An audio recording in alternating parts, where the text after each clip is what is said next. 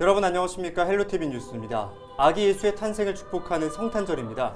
각종 모임과 술자리로 신나게 보내던 예년과 달리 코로나19 탓에 차분한 연말연시 보내고 계실 것 같은데요. 오조 아나운서, 코로나 사태 이후 오히려 음주운전 교통사고가 늘었다고요? 네, 그렇습니다. 도로교통공단의 집계 자료를 보면 지난 2019년 한 해 15,000여 건이던 음주운전 교통사고가 오히려 지난해에는 17,000여 건으로 코로나19 이전보다 10% 가까이 늘었다고 하더라고요. 네, 시간대별로는 금요일 밤부터 토요일 새벽 사이 그리고 평일과 비교해서는 주말에 더 많은 음주운전 사고가 발생했다고 하는데요. 사고 없이 고요한 밤, 거룩한 밤, 차분한 연말연시 보내시기 바랍니다. 헬로티비 뉴스 시작합니다. 취업 준비생이던 딸을 보고 돌아오던 60대 여성을 숨지게 한 전 김해시 복지재단 직원 A씨가 징역 10년을 선고받았습니다. 이에 대해 유족은 형량이 너무 낮다며 항의했습니다. 방역 패스가 확대되면서 이른바 방역 꼼수가 늘고 있습니다. 중고 거래를 통해 포털 사이트 아이디를 사고 파는 일까지 벌어졌습니다. 성탄절 연휴인 이번 주 경남 전역에 강추위가 이어지겠습니다. 특히 일요일인 26일에는 대부분 지역의 아침 기온이 영하 10도 안팎으로 크게 떨어지겠습니다. 더불어민주당 경남도지사 후보로 하마평에 오르고 있는 김두관 양산을 국회의원이 LG 헬로비전과의 인터뷰에서 출마 계획은 전혀 없다고 밝혔습니다.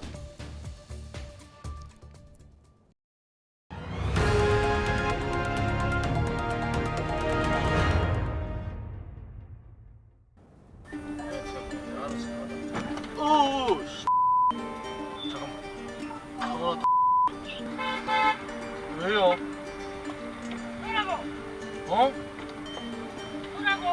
뭔 소리야? 지금 보고 계신 건 지난 9월 저희가 연속 보도한 김해시 복지재단 전 직원의 음주 뺑소니 사고 영상입니다. 가해자 A씨는 지난 23일 열린 재판에서 실형을 선고받았는데요. 검찰이 6년을 구형했는데 재판부의 판결은 달랐습니다. 자세한 내용 보도국 김영민 기자 연결해서 들어보겠습니다. 김 기자, A씨에 대한 재판 결과 어떻게 나왔습니까? 네, 재판부는 A씨에게 징역 10년을 선고했습니다. 사고 당시 A씨는 방역수칙을 어기고 술을 마신 뒤 운전대를 잡고 이미 한 차례 사고를 일으킨 뒤였습니다. 음주운전이 적발되는 게 두려워 도주하던 중 제한속도 60km인 도로에서 130km가 넘는 속도로 앞에 있는 차를 그대로 들이받았습니다. 이 사고로 취업준비생이던 딸을 보고 돌아오던 60대 여성이 숨지고 20대 아들이 크게 다쳤습니다. 이 재판부는 A씨가 음주운전으로 인한 사고의 위험성을 충분히 인지할 수 있었고 죄가 없는 다른 사람의 생명에 위협을 가한 범죄이기 때문에 이 같은 판결을 내렸다고 밝혔습니다. 네, 검찰에선 징역 6년을 구형했는데 이례적으로 재판부가 4년 더 높은 10년형을 구형했습니다. 구체적으로 어떤 이유 때문인가요?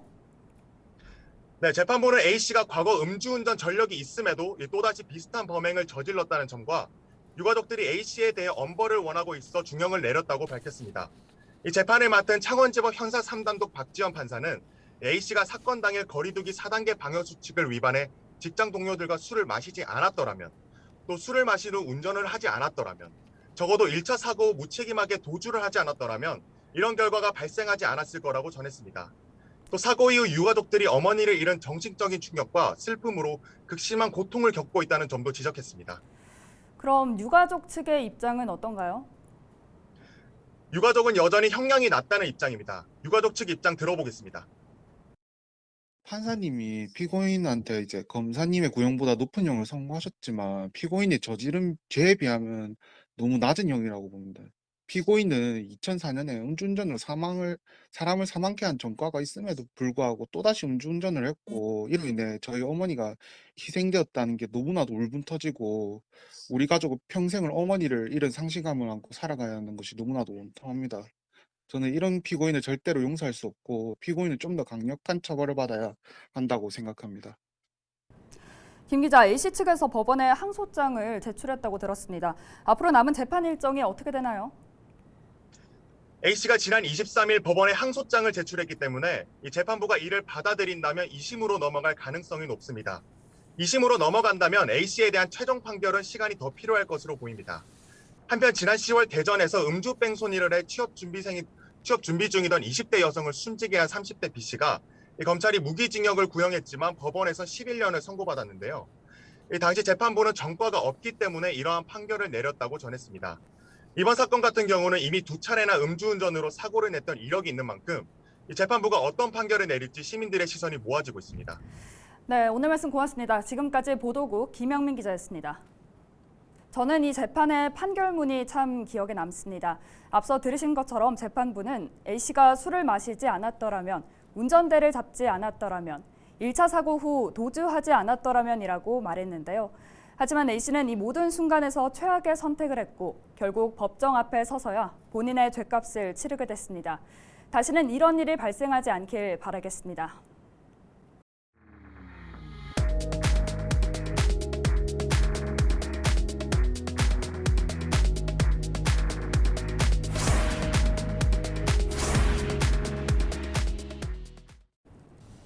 경남 지역 특성화 고등학교 기획 취재입니다. 오늘은 공업 계열인 창원 기계공고인데요.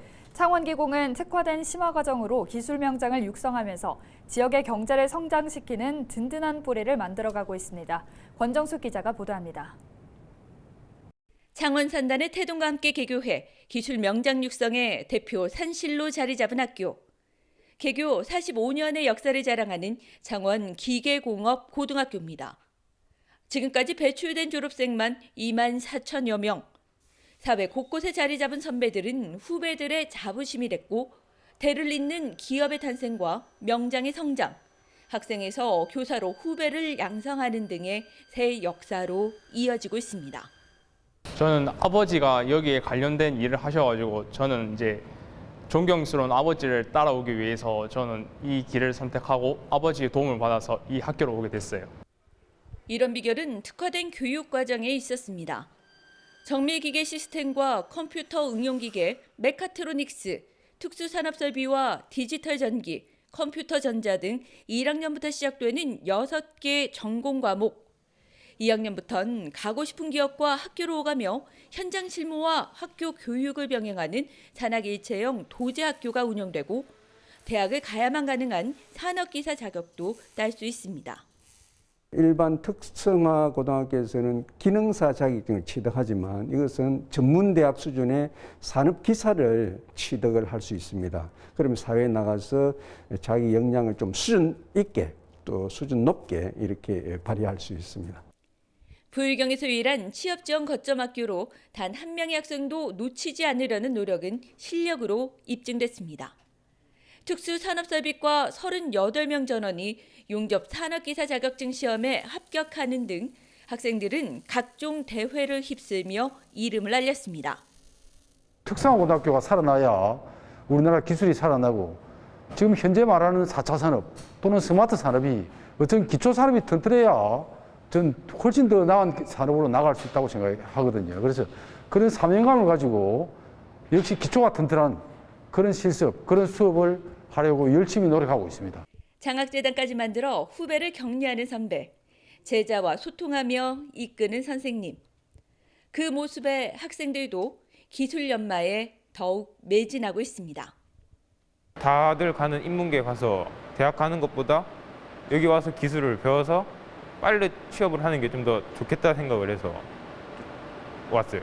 후회는 없어요. 제가 선택해서 했고 이 연구생 활동까지 잘 마무리한 거 보고 저는 보람을 느끼는 것 같아요. 미래 산업인재 목표를 향해 차근차근 실력을 쌓고 있는 창원기공의 학생들.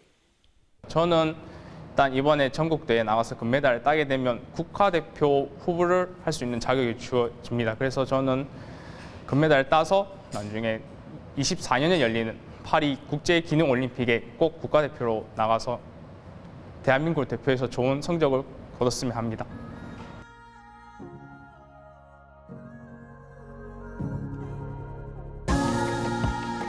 내일을 향해 나아가는 학생들의 모습에서 특성화 고등학교의 가치를 다시 한번 생각하게 됩니다. 창원기공 화이팅! 헬로티비 뉴스 권정숙입니다.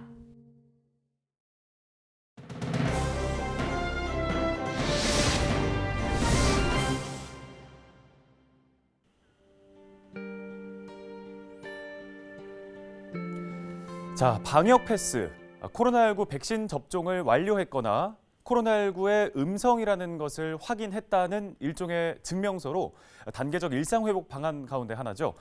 이 백신 접종 완료는 전자증명서, 접종기관과 보건소에서 발급한 종이증명서, 또 행정복지센터에서 발급한 예방접종 스티커로 증명할 수 있습니다. 또 PCR 음성 확인은 PCR 음성 확인 문자 메시지나 종이로 된 음성 확인 증명서가 있어야 하죠. 자, 그런데 코로나19 확산 방지를 위해 시행하는 방역 패스가 점차 확대되면서 이른바 방역 꼼수가 늘고 있다고 하는데요. 지인의 QR코드를 캡처해서 사용하고 심지어 중고 거래를 통해 포털 사이트 아이디를 사고 파는 일까지 벌어지고 있다고 합니다. 미접종자가 남의 예방접종 증명서를 구입하는 행위는 엄연히 또 당연히 불법입니다. 감염병 예방법 제81조에 따라서 예방접종 증명서를 거짓으로 발급한 자는 200만 원 이하의 벌금에 처하고 또 형법에 따라 2년 이하의 징역이나 금고 또는 500만 원 이하의 벌금에 처해질 수 있습니다. 이 방역 패스는 우리가 그토록 원하는 일상으로 돌아가기 위해 또 더 이상의 코로나19 확산을 막기 위해서 시행하는 정책인 만큼 온 국민의 협조가 필요합니다. 나 하나쯤이야 하는 마음은 버리고 모두 함께 노력해서 코로나19 이전의 일상을 되찾을 수 있기를 기대해 봅니다. 지금까지 헬로티비 브리핑이었습니다.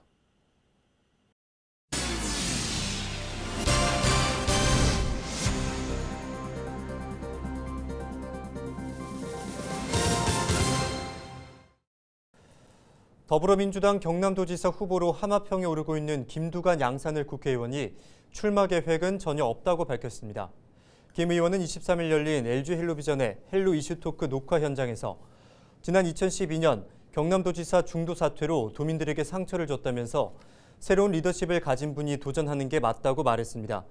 이어서 민주당 경남도지사 후보가 선정되면 국회의원으로서 옆에서 잘 돕겠다는 뜻을 전했습니다.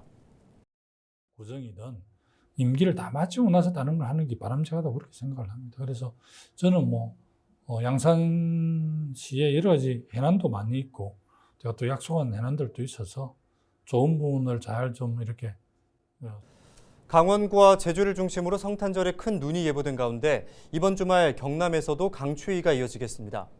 기상청은 24일 밤부터 북서쪽에서 찬 공기가 내려오면서 25일 아침 기온이 해안을 중심으로 영하 3도 이하, 경남 내륙은 영하 10도까지 크게 떨어지겠다고 전망했습니다.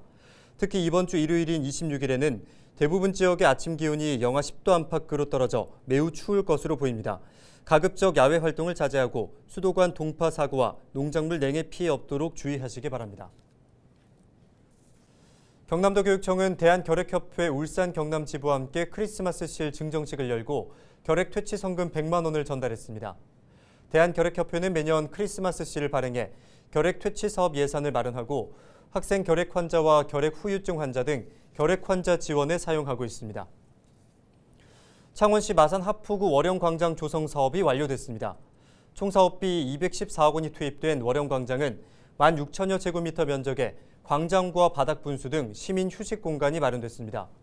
창원시는 월영광장을 중심으로 상권이 되살아나 도시에 활력을 불어넣을 것으로 기대하고 있습니다. NC 다이노스가 롯데 자이언츠 외야수 손아섭 선수와 계약했습니다. NC는 손 선수와 계약 기간 4년, 계약금 26억 원과 연봉 30억 원 등 총액 64억 원 규모로 24일 계약을 체결했습니다. 지난 2007년 데뷔한 손 선수는 올해까지 15시즌을 뛰며 통산 타율 3할 2푼 4리에 2077안타, 165 홈런 등을 기록했습니다. 통영시는 23일 시민과 청소년을 위한 통영체육 청소년센터 조성을 완료했습니다. 총 사업비 220억 원이 투입된 센터는 광도면 중립해안로 일원에 지하 1층, 지상 4층 규모로 지어졌습니다. 센터는 실내 수영장과 체육 단련실, 청소년 문화의 집 등을 갖췄습니다. 통영시는 개장 준비를 마치고 내년 1월 본격 운영에 들어갑니다. 이상으로 뉴스를 마칩니다. 함께해 주신 여러분 고맙습니다.